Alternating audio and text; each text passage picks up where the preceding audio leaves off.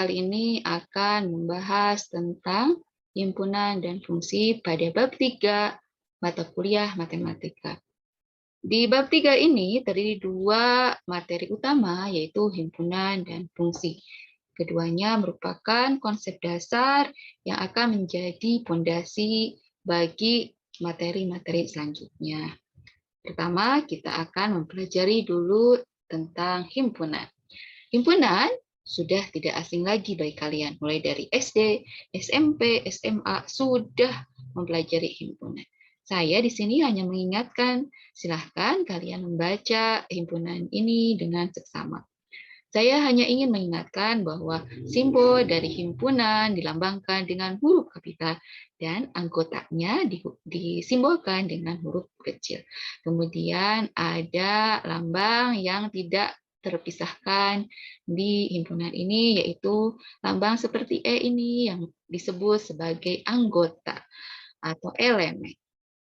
Di sini jika elemen X dalam himpunan A, maka ditulis X elemen A. Jika bukan anggota, maka dicoret elemennya ini. X bukan anggota A.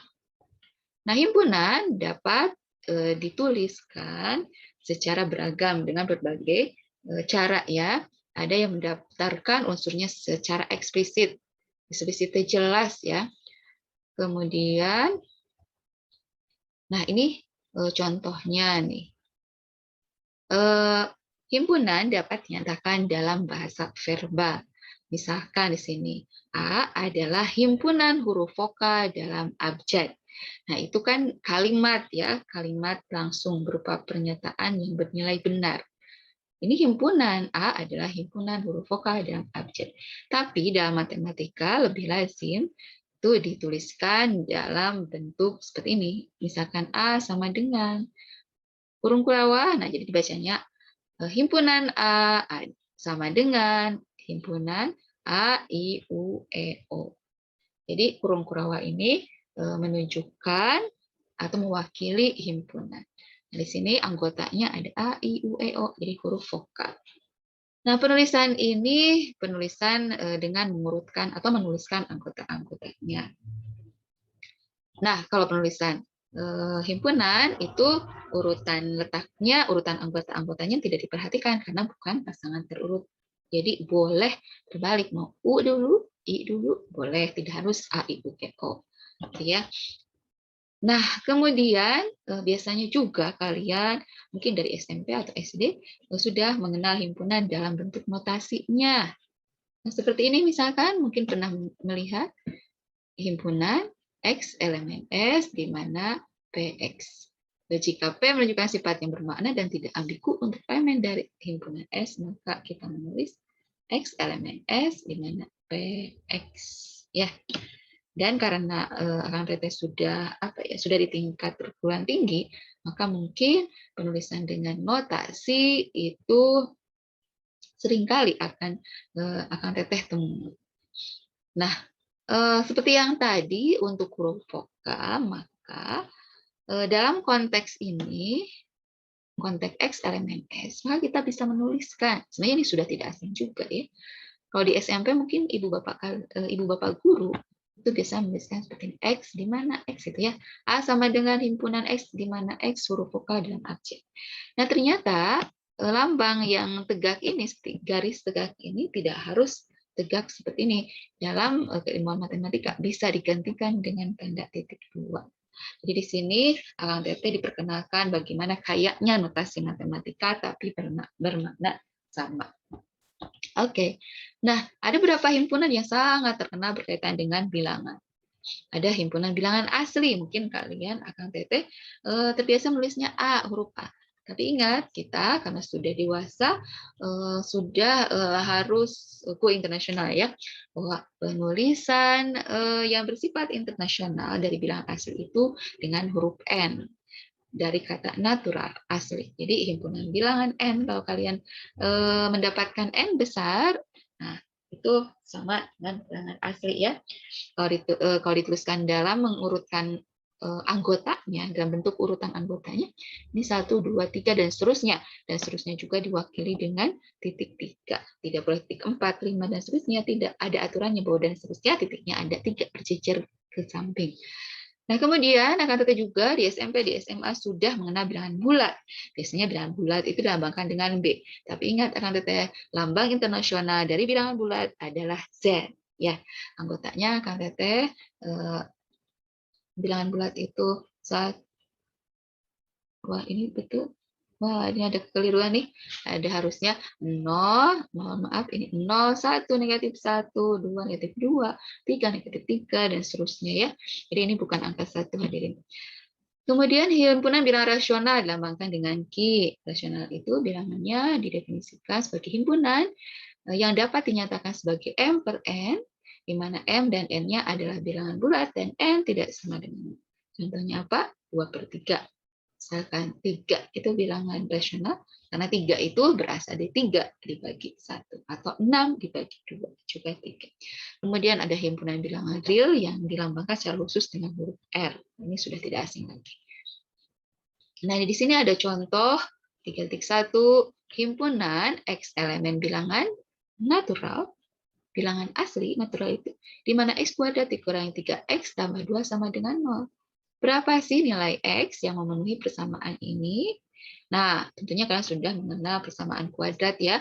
Mencarinya bisa pakai pemfaktoran, pakai rumus ABC gitu yang terkenanya apa kalau di sekolah kalian?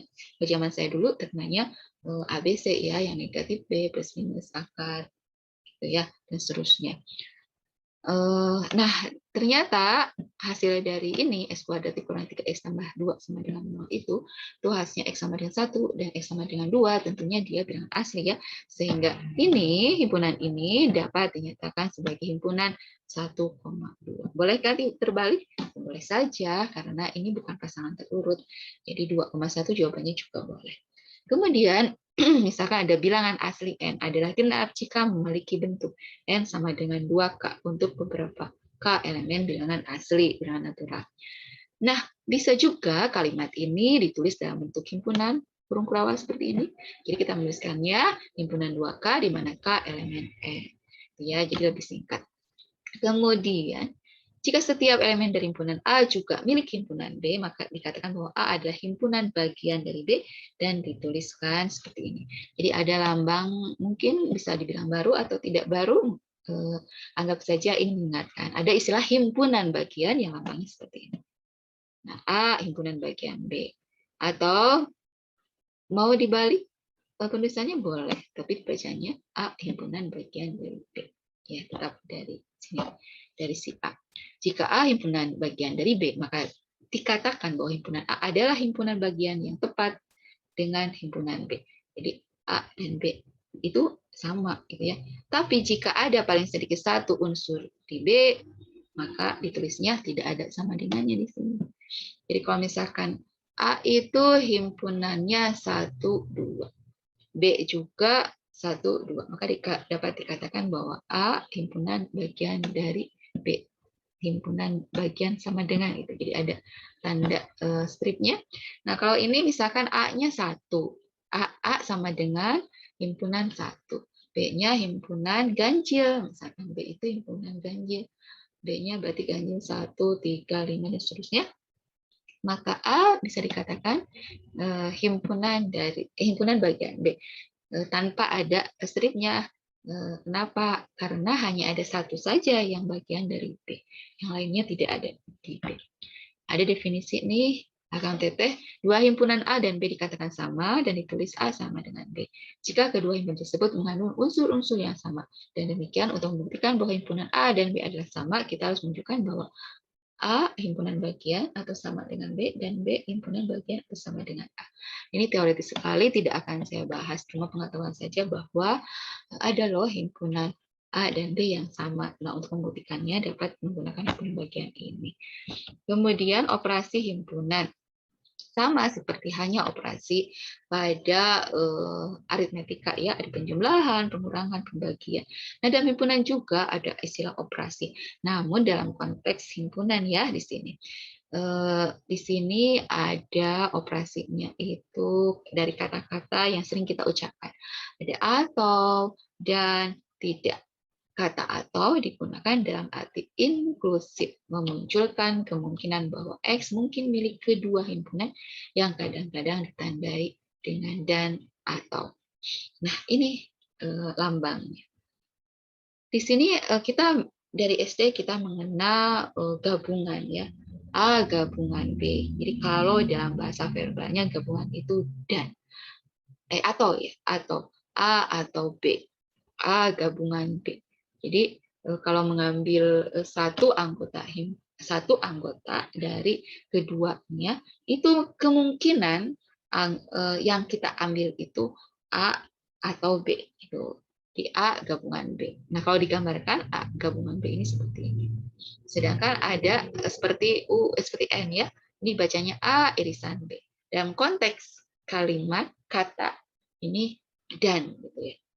Dan itu harus dua-duanya masuk sehingga daerahnya adalah daerah yang diarsir yang masuk kedua. Kalau gabungan itu atau ketika diambil bisa salah satu dari anggota A dan B. Sedangkan kalau dan yang ini berarti yang diambil itu harus merupakan anggota A dan B. Nah, kemudian ada kata tidak ya atau bukan. Seperti hanya pengurangan kalau dalam aritmetika. Di sini ada hal yang unik, yaitu lambangnya itu seperti tanda miring tapi ke kiri. A tanpa B, himpunan A yang tidak ada B-nya. Gitu, kita lebih jelasnya di sini definisi ya.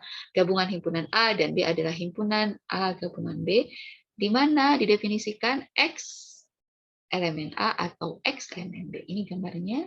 Kemudian irisan himpunan A dan B adalah himpunan A irisan B yang didefinisikan dengan X, di mana X elemen A dan X elemen B.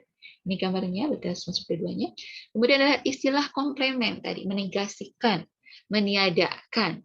Komplemen dari B relatif ke A. Jadi siapa yang meniadakan? Si B terhadap A. Sehingga gambarnya itu yang A-nya saja. Yang gabungan dari keduanya itu penegasiannya ya.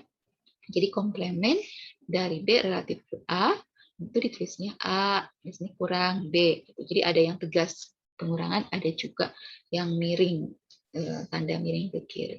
Didefinisikan. Jadi kalau ada titik 2 sama dengan itu definisi ya X di mana X elemen A dan X tidak sama dengan B. Nah, adakah himpunan kosong yang tidak memiliki anggota? Ada. Biasanya dilambangkan dengan simbol 0 dicoret. Atau dalam kurung kurawal tidak ada apa-apanya di dalamnya. Artinya tidak memiliki unsur-unsur atau himpunan tersebut kosong.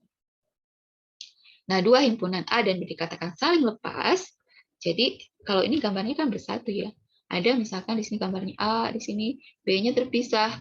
Nah, itu berarti tidak sama dengan tidak ada irisannya alias kehimpunannya